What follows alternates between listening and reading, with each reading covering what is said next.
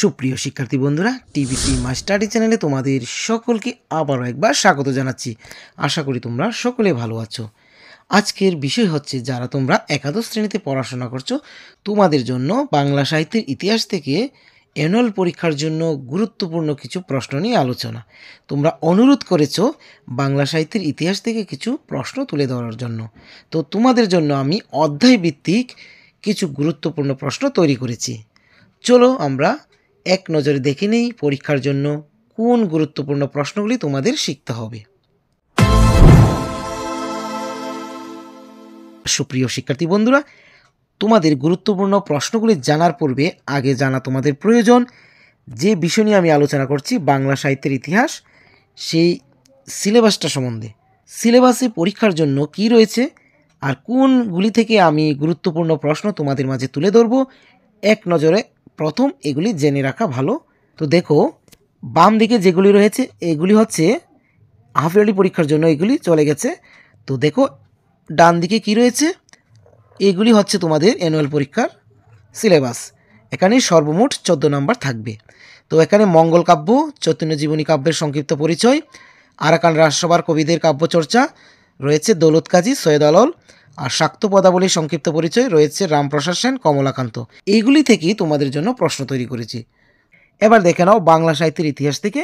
দেখো এমসিকিউ 2টি 2 নম্বর, তারপরে এক কথায় উত্তর 2টি 2 নম্বর, 2-এর মান থাকবে 1টি 2 নম্বর, তারপরে 3-এর মান নেই, 4-এর মান থাকবে 2টি, পরীক্ষাতে 8 নম্বর। এই হচ্ছে সর্বমোট তোমাদের 14 নম্বর। ঠিক আছে, এই 14 নম্বরের জন্য যে প্রশ্নগুলি তোমরা শিখবে, চলো এবার আমরা দেখে নিই। প্রথম অধ্যায়টা হচ্ছে মঙ্গল কাব্য, তার মধ্যে রয়েছে মনসামঙ্গল, চণ্ডীমঙ্গল, ধর্মমঙ্গল। সেগুলি থেকে গুরুত্বপূর্ণ প্রশ্ন কী কী তোমাদের শিখতে হবে। প্রথম, মঙ্গল কাব্য কাকে বলে? মনসামঙ্গল কাব্যের সংক্ষিপ্ত পরিচয় দাও।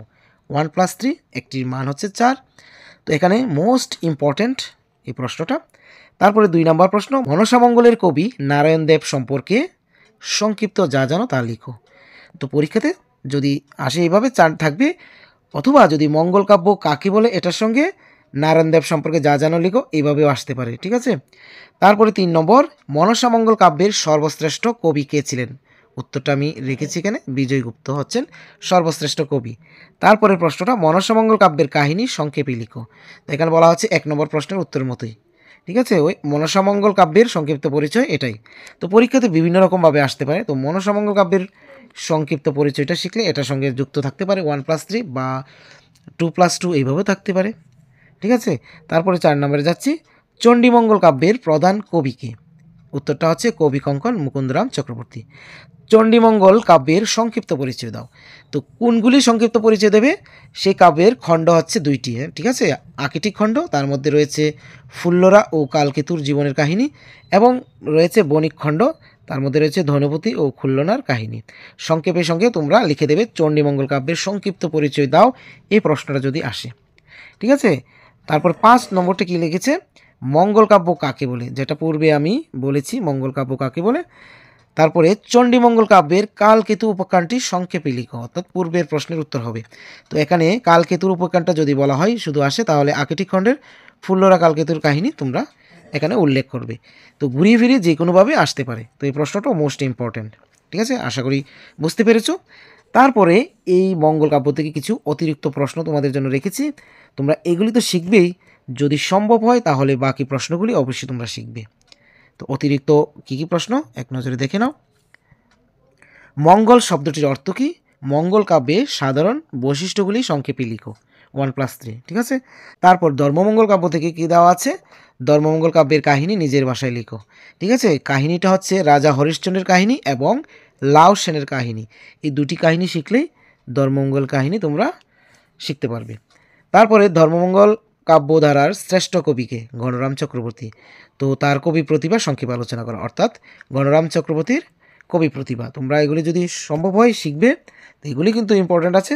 তো পূর্বের প্রশ্নগুলি একটু ভালো করে শিখে নেবে।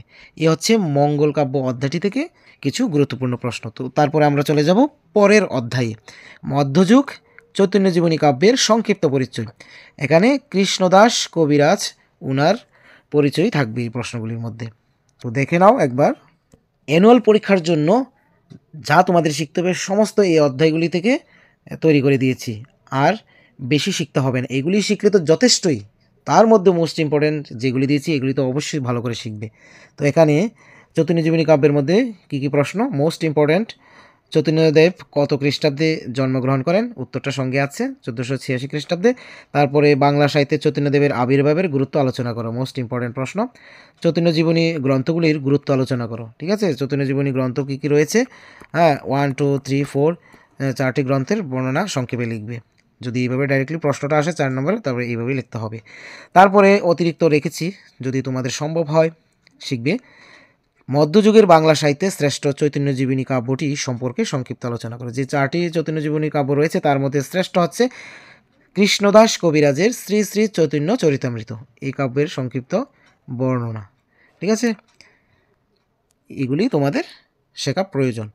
তারপরে আমরা যাচ্ছি পরের অধ্যায়, আরাকান রাজসভার কবি। তার মধ্যে 2জন কবি রয়েছে, একজন হচ্ছে দৌলত কাজী, আরেকজন হচ্ছে সৈয়দ আলাউল। 2টি প্রশ্ন কিন্তু মোস্ট ইম্পর্ট্যান্ট তোমাদের অ্যানুয়াল পরীক্ষার জন্য। সৈয়দ আলাউল কে ছিলেন? তার কবি প্রতিভার পরিচয় দাও। তো এগুলি উত্তরটা করবে। তো তার কবি প্রতিভা, তার মধ্যে যে তিনি যে কাব্যগুলি লিখেছেন সেই কাব্যগুলি সংক্ষেপে একটু একটু আলোচনা করবে। সেই কাব্যগুলির নাম তোমাদের সুবিধার্থে আমি লিখে রাখলাম পাশে: পদ্মাবতী, লুরচন্দ্রাণী বা সতী ময়না, সৈফুল মুলুক, বদিউজ্জামান, একসঙ্গে হবে নামটা, হপ্তপৈকর, তোয়াপা, সেকান্দার নামা। এইগুলি হচ্ছে ওনার কাব্য, এগুলির সম্বন্ধে 2 কথা লিখবে, মোস্ট ইম্পর্টেন্ট কিন্তু। তারপরের প্রশ্নটা, আরাকান রাজসভার কবি দৌলত কাজীর পরিচয় দাও। হ্যাঁ, পরিচয় দিয়ে তার যে কাব্য রয়েছে সেই কাব্য সম্পর্কে আলোচনা করো। তো দৌলত কাজীর কাব্য, এখানে যে সৈয়দ আলাউল লুরচন্দ্রাণী বা সতী ময়না লিখেছেন, এটারই অবশিষ্ট যে অংশটা রয়েছে সৈয়দ আলাউল সেটা পূর্ণ করেন দৌলত কাজীর সেই কাব্য। তো তোমরা এগুলি তৈরি করে নেবে। তারপরের অধ্যায় হচ্ছে শেষ অধ্যায়, শাক্ত পদাবলীর সংক্ষিপ্ত পরিচয়। তার মধ্যে 2জন কবি রয়েছে, রামপ্রসাদ সেন, কমলাকান্ত ভট্টাচার্য। তো কি প্রশ্ন তোমাদের শিখতে হবে এই অধ্যায়টি থেকে? শাক্ত পদাবলী বলতে কি বুঝো? শাক্ত পদাবলী কয়টি ভাগে বিভক্ত ও কী কী? উত্তরটা সঙ্গে আছে 2টি ভাগে, আগমনী বিজয় গান আর হচ্ছে কালী কীর্তন। শাক্ত পদাবলীর আদি ও শ্রেষ্ঠ কবিকে? রামপ্রসাদ সেন, ওনার পরিচয় দাও, অর্থাৎ রামপ্রসাদ সেনের পরিচয়। অথবা শাক্ত পদাবলীর রচয়িতা রামপ্রসাদ সেনের পরিচয় দাও। এইভাবে 1+3 আসতে পারে, বা রামপ্রসাদ সেনের পরিচয় দাও 4 নম্বর আসতে পারে, বা এগুলি যুক্ত থাকতে পারে, শাক্ত পদাবলী বা কয়টি ভাগে বিভক্ত যুক্ত করে প্রশ্নটা আসতে পারে, মোস্ট ইম্পর্ট্যান্ট, ঠিক আছে? তারপরে অতিরিক্ত রেখেছি, যদি সম্ভব হয় তোমরা এগুলি শিখে নিতে পারো পরেরটা, অর্থাৎ রামপ্রসাদ সেন এই অধ্যায়টি থেকে গুরুত্বপূর্ণ। তারপর আরেকজন কমলাকান্ত রয়েছে, সেটা একটু দেখে নেবে। শাক্ত পদাকর্তা হিসাবে বা শাক্ত পদাবলী সাহিত্যে সাধক কবি কমলাকান্তের কবিকৃতি আলোচনা করো। তো আশা করি আমার সুপ্রিয় শিক্ষার্থী বন্ধুরা বুঝতে পেরেছো। তো এই অধ্যায় থেকে, অর্থাৎ বাংলা সাহিত্যের ইতিহাস থেকে সম্পূর্ণ সাজেশন আমি দিয়ে দিলাম। তোমরা এগুলি তৈরি করে বাড়িতে অবশ্যই পরীক্ষার জন্য প্রস্তুতি নেবে। তো আমার সুপ্রিয় শিক্ষার্থী বন্ধুরা, আজকের এই ভিডিওটি এখানেই শেষ করছি। যাবার বেলায় আবার বলবো, তোমরা যদি কেউ নতুন হয়ে থাকো চ্যানেলটিকে অবশ্যই সাবস্ক্রাইব করে পাশে থাকবে, এবং তোমাদের সকল বন্ধুদের সঙ্গে এই ভিডিওটি অবশ্যই অবশ্যই শেয়ার করবে। তোমাদের একটি লাইক, একটি কমেন্ট আমাকে বড়ই উৎসাহিত করে। তো তোমরা ভালো থেকো, সুস্থ থেকো। পরবর্তী সময়ে তোমাদের অনুরোধে আরও এক নতুন ভিডিও নিয়ে আসছি। Always by the side of the students. Thank you.